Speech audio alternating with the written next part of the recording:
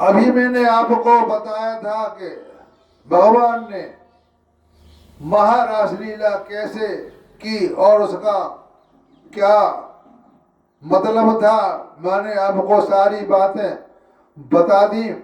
अब इसमें कुछ छोटी मोटी बातें हैं जो बताने जा रहा हूं। श्रीमद् भागवत में ये रासलीला के 5 अध्याय, उसके 5 प्राण माने जाते हैं। 5 प्राण होते हैं: प्राण, अपान, समान, व्यान और उदान। इन 5 प्राणों के सहारे ही मनुष्य का जीवन चलता है। मैं इसके बारे में पिछली वीडियो में बता चुका हूं कि 5 प्राण शरीर में हमारे कहां कहां रहते हैं। तो भगवान श्री कृष्ण की परम अंतर्गत लीला निज स्वरूप भूता गोपिकाओं को और हरदिनी शील श्री राधा जी के साथ होने वाली भगवान की दिव्यादित क्रीड़ा इस अध्याय में कही गई है। रास शब्द का मूल रस है और रस स्वयं भगवान श्री कृष्ण है। रसों वे सह जिस दिव्य क्रीड़ा में एक ही रस अनेक रसों के रूप में होकर अनंत अनंत रस का राधे राधे राधे राधे राधे राधे राधे राधे सब साधन करे, एक रस ही रस समूह के रूप में प्रकट होकर स्वयं ही आस्वादिक लीला धाम और विभिन्न आलम्बन एवं उद्दीपन के रूप में क्रीड़ा करें। समय के साथ ही मानव मस्तिष्क भी बढ़ता रहता है। कहते हैं समय के अनुसार मनुष्य का दिमाग भी पलट जाता है। कभी अंतर्दृष्टि की प्रधानता हो जाती है तो कभी बाह्य दृष्टि की। कभी कुछ सोचता है, कभी अंदर से सोचता है, कभी बाहर से सोचता है। समय समय पर मनुष्य का मन भी बढ़ता रहता है। आज का युग ऐसा ही है जिसमें भगवान की दिव्य लीलाओं की तो बात ही क्या, स्वयं भगवान के अस्तित्व पर भी अविश्वास प्रकट किया करते, यानी उंगली उठाते हैं कि ऐसा है ऐसा है। आज के लोगों का दिमाग ऐसा ही है, वे भगवान के नाम पर उंगली उठाते हैं। अपने को आपको नहीं देखते कि मैं क्या कर रहा हूं। ऐसी स्थिति में इस दिव्य लीला का रहस्य न समझकर लोग तरह तरह की आशंका प्रकट करें। इसमें आश्चर्य की तो कोई बात नहीं। यह लीला अंतर्दृष्टि से और मुख्यतः भगवत कृपा से ही समझ में आती है। जिस पर भगवान की कृपा हो वही इस बात को समझ सकता है, वरना वो तो एक कान सुनेगा और दूसरे कान से निकाल देगा। तो जिन भाग्यवान और भगवत कृपा पर महात्माओं ने इस अनुभव को किया है वे धन्य हैं और उनकी चरण धूल के प्रताप से ही त्रिलोक धन्य है। उन्हीं की उक्तियों का आशय लेकर यहाँ रासलीला के संबंध में लिखने की जरूरत पड़ गई। यह बात पहले ही समझ लेना चाहिए कि भगवान का शरीर जीव शरीर की भांति जड़ नहीं होता। जड़ की सत्ता केवल जीव की दृष्टि में होती है, बल्कि हमारे देखने में होती है, भगवान की दृष्टि में नहीं। यह देह और यह देही, इस प्रकार का भेदभाव केवल प्रकृति में ये राज्य में होता है। जहाँ की प्रकृति भी चिन्मय है, सब कुछ चिन्मय होता है। भगवान के समान ही गोपियां भी परम स्पर्श और सदानंदमयी है। साधन की दृष्टि से भी उन्होंने न केवल जड़ शरीर का ही त्याग कर दिया, बल्कि सूक्ष्म शरीर से भी प्राप्त होने वाले स्वर्ग, वैकल्प अनुभव होने वाला मोक्ष और क्या जड़ता की दृष्टि भी त्याग कर दिया। उनकी दृष्टि में केवल चिदानंदन श्री कृष्ण है और उनके हृदय में श्री कृष्ण को तृप्त हुए करने वाले प्रेमा मृत है। भगवान का चिदानंदन शरीर दिव्य है और अजन्मा और अविनाशी है, हानो पादना रहित, और यह नित्य सनातन शुद्ध भगवत स्वरूपी है। इस प्रकार गोपियां दिव्य जगत की भगवान की स्वरूपभूतियां अतरंग गतियां शक्तियां हैं। इन दोनों का संबंध भी दिव्य है, यानी बहुत बड़ा है। प्रकृति देह का निर्माण होता है और स्थूल सूक्ष्म और कारण, एक होता है स्थूल, एक होता है सूक्ष्म, एक होता है कारण। मैं थोड़ी बात बता देता हूँ। स्थूल तो यह होता है कि जो हम अपने आप को देख रहे हैं, इसे कहते हैं स्थूल।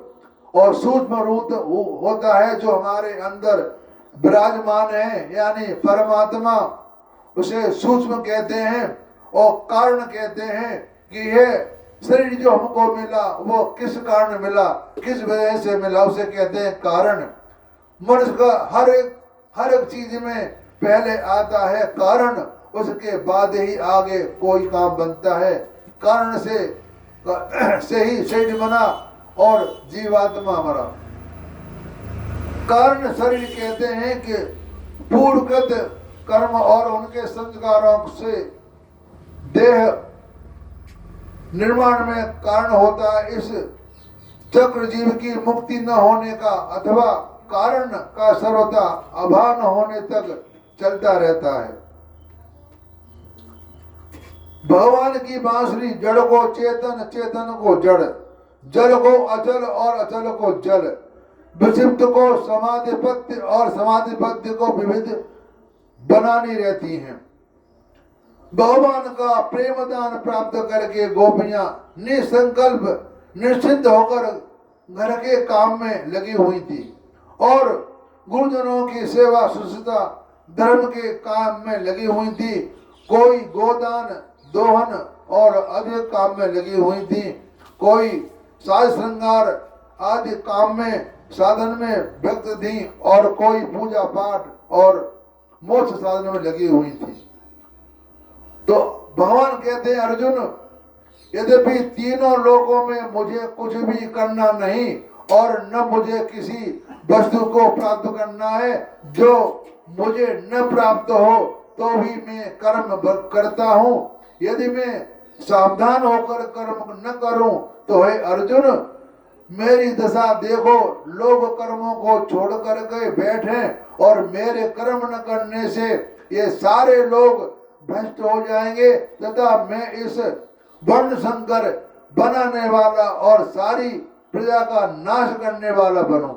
इसलिए मेरा इस आदर्श के अनुसार अनासक्त ज्ञानी पुरुष को भी लोक संग्रह के लिए वैसा ही कर्म करना चाहिए जैसे कर्म में आसक्त अज्ञानी लोग करते हैं।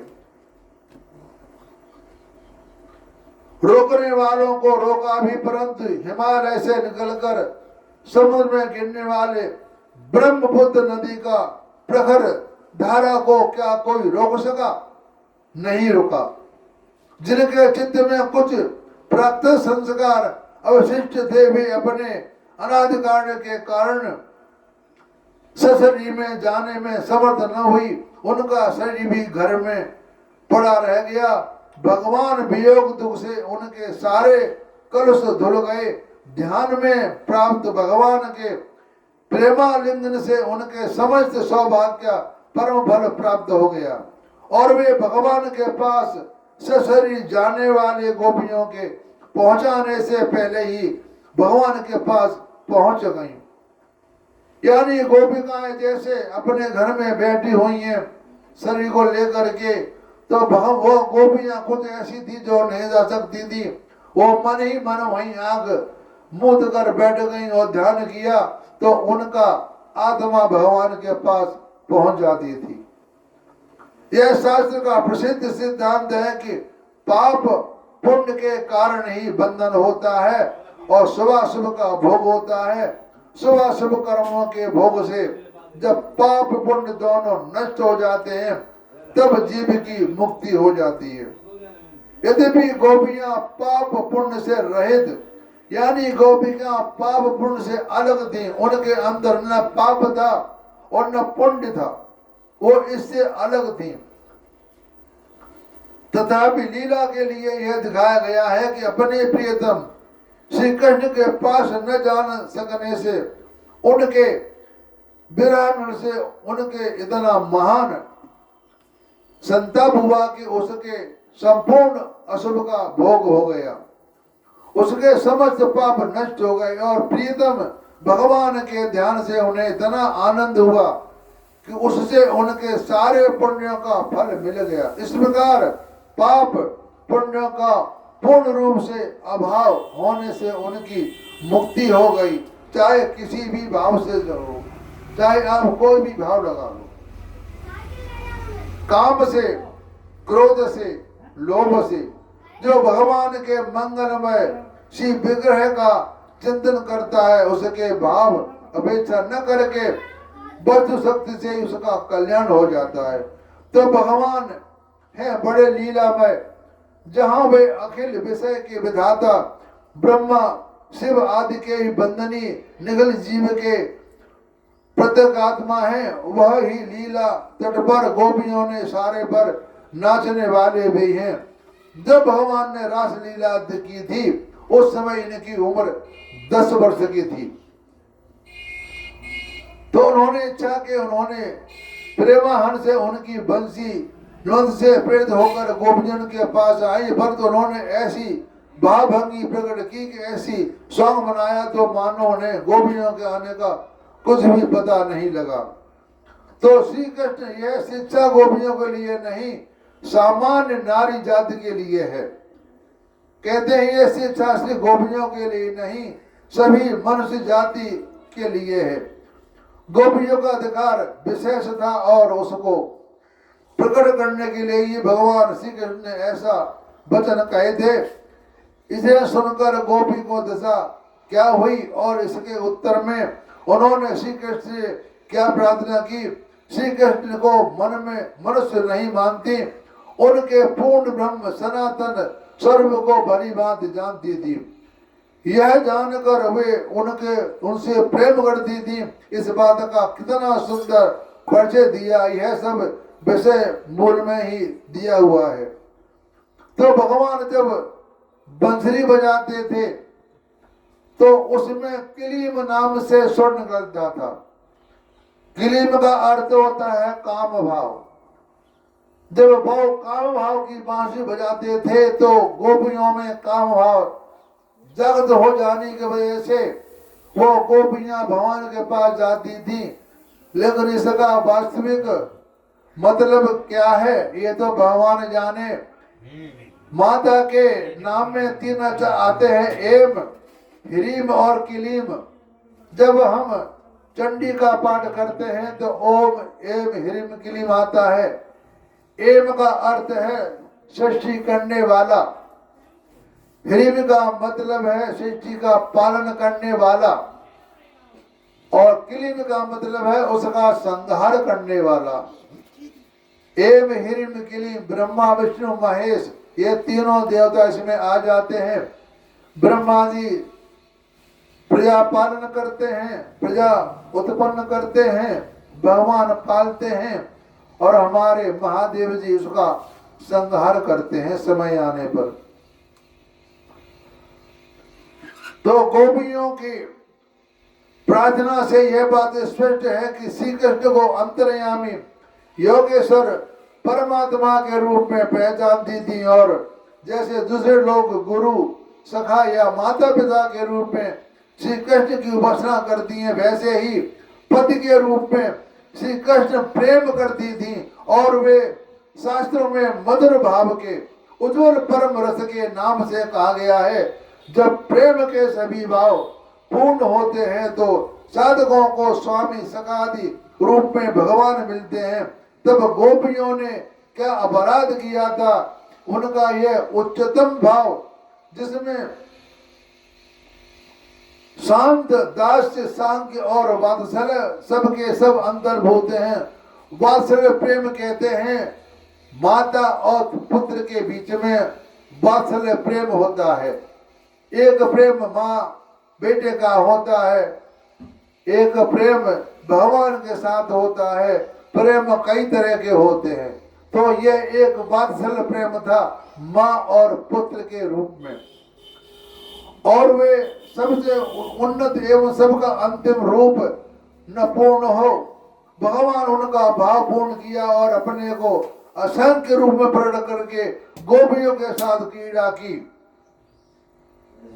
उनकी क्रीड़ा का स्वरूप बदलाते हुए कहा गया है कि जैसा नन्हा सा शिशु दर्पण अथवा जल में पड़े हुए अपने प्रतिबिंब के साथ खेलता है, जैसे हम किसी शीशा में या पानी में बना मुख देखते हैं तो बच्चा उसमें हाथ मारता है, वैसे बच्चा उसमें खेलता है।